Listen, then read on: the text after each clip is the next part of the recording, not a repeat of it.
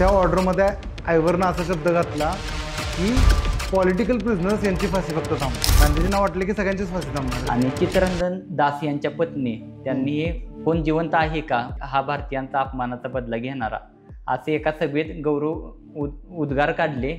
त्या अनुषंगानं भगतसिंगानं ठरवून टाकलेलं की आपण ह्या हत्येचा बदला घ्यायचा.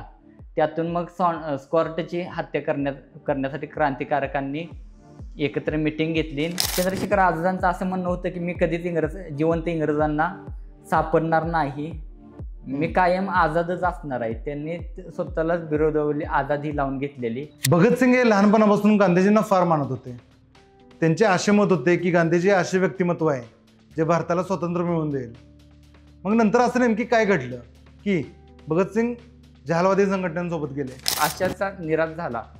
क्रांतिकारकांचा जो आशावाद होता की गांधीजी स्वातंत्र्य मिळवून देणार आहेत आणि आपण त्यांच्या मागे उभा राहिलोय, मग निराशा झाल्यानंतर क्रांतिकारक तिथून बाहेर पडले आणि त्यांनी वेगळं संघटन चालू केलं. कॉर्पोरेट मुवमेंटमध्ये भारतीय जनतेनं पूर्णपणे इंग्रजांना सहकार करणं बंद करणे, इंग्रजांची आर्थिक नाडे आवळणे, यामध्ये इंग्रज सरकार हे प्रचंड अस्वस्थ झालेलं, बेदरलेल्या अवस्थेत इंग्रज सरकार होतं.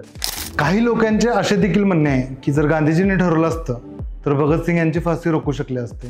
मग गांधीजींनी तेवढा प्रयत्न केला नाही का त्यांच्या प्रयत्नांना अपयश आलं? मुळात गांधीजींचा काय संबंध, गांधीजींचा संबंधच नाही भगतसिंगाची फाशी वाचवण्याचा, फाशीपासून वाचवण्याचा. भगतसिंगानं स्वतः जरी मनात आणला असतं तर तो त्याची फाशी थांबवू शकत होता. भगतसिंगाला स्वतः मरायचं होतं, देशासाठी बलिदान द्यायचं होतं. देशातील प्रत्येक मायमाऊलीच्या किंवा प्रत्येक शेवटच्या माणसापर्यंत ती स्वातंत्र्याची आग प्रत्येकाच्या मनात पेटावी हे भगतसिंगाचे हेतू होता त्यामागचा. मग त्यासाठी भगतसिंगाची सुद्धा शेवटपर्यंत जगण्याची इच्छा होती.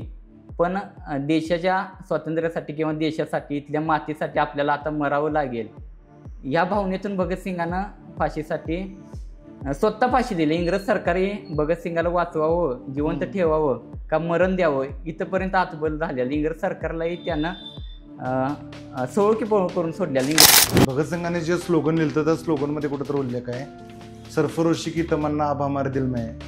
सरफरोश म्हणजे आम्ही मरायची तमन्ना तर आमच्या मनात आहे, फक्त आता बघायचे की देखना है जोर कितना बाजू आहे कातिल में, की पुढच्या व्यक्तीमध्ये तेवढा दम आहे का आम्हाला मारा. रोल ॲक्ट इंग्रज सरकारनं आणलेलं, त्याला पूर्ण भारतीयांनी विरोध करण्यासाठी प्रदर्शनं निदर्शनं भारतभर चालू होती.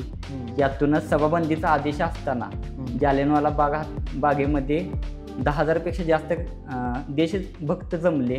त्यांनी जी सभा चालू होती, अशा सभेला जनरल डायर या पोलीस अधिकाऱ्यांना कोणतीही पूर्वकल्पना न देता बेछूट गोळीबार केला.